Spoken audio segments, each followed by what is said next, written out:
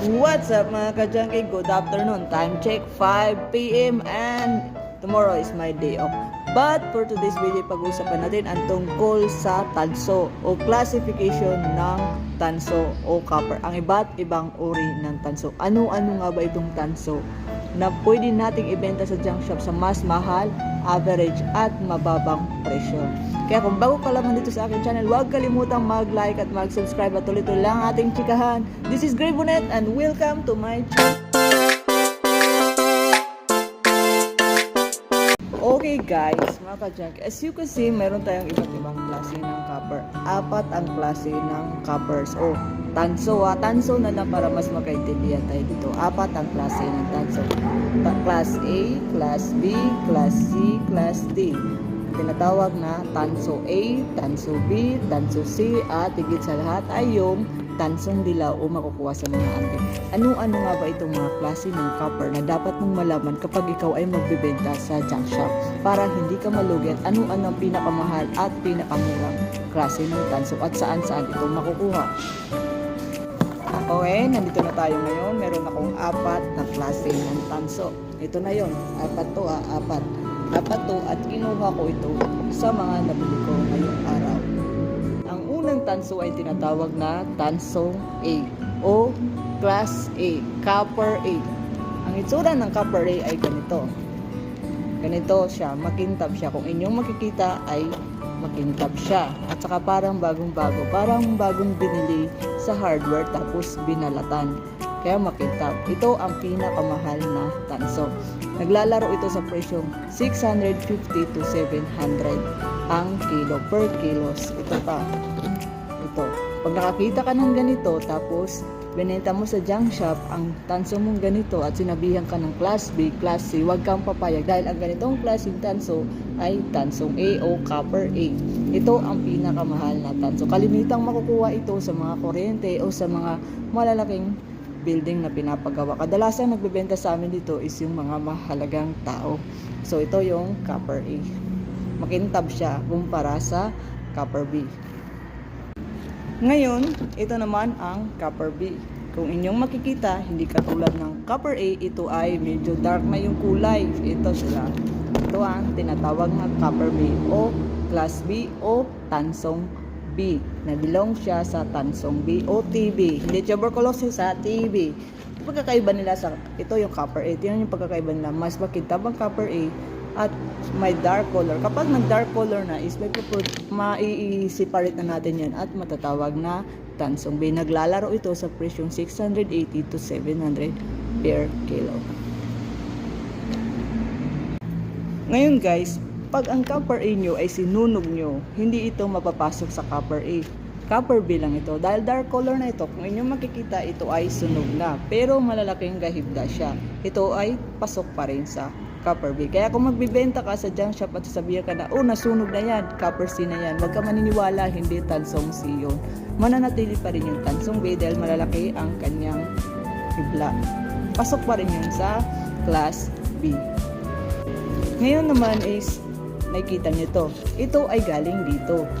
Ito, galing dito sa Copper B. Kaya ito ay may bilong na sa Copper C. Bakit naging Copper C ang dating Copper B? Dahil naging single na siya. Ito mga piraso ng Copper B ay tinanggal na siya at naging single na siya. Kaya tinatawag na siyang Copper C o nahibilong na siya sa tansong C o Class C.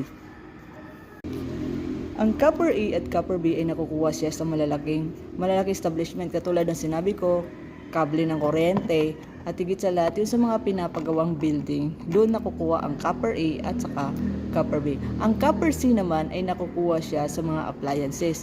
May iba't ibang klase ng Copper C. May iba't ibang klase ng Copper C mga ka-junkie. Itong Copper C na to is santo nakukuha ito sa kable ng kuryente, pero ito yung maliliit. Kaya naging single na siya. Tinatawag itong Copper C. At ito naman ay nakukuha sa appliances. Copper C pa rin ito. Saan ito nakuha? Nakuha to sa appliances. May iba't ibang copper na makukuha sa appliances. Ito, nakuha to sa appliances. At katulad nito, sa appliances na electric fan o di kaya sa television o di kaya sa mga appliances din sa bahay. Meron talaga mga copper sa washing machine na nasira na. Pwede kayo makakuha doon ng copper. And then, mapakinabangan nyo talaga yun. Ito ay makukuha sa copper C na makukuha sa washing machine at higit sa lahat sa electric fan. Ganito siya. Ito ang makukuha na copper C sa mga appliances nyo, mga katulad nito at sa aircon. Ang tawag dito ay copper tube. Saan nakukuha ang copper tube na to? Saan nakuha itong copper tube? Nakuha ang copper tube na to sa aircon. So, pasok siya sa Class C.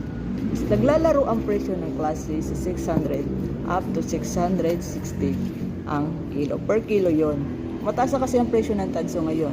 Anyway, pabago-bago ang presyo ng tanso. Kaya kapag sinabihan kayo na 250, 350, huwag kayong maniniwala doon. Ibenta nyo sa mas malalaking junk shop dahil doon talaga kayo kikita. Ano pang hinihintay nyo? Ibenta nyo na sa akin dito sa Magpantay Junk Shop.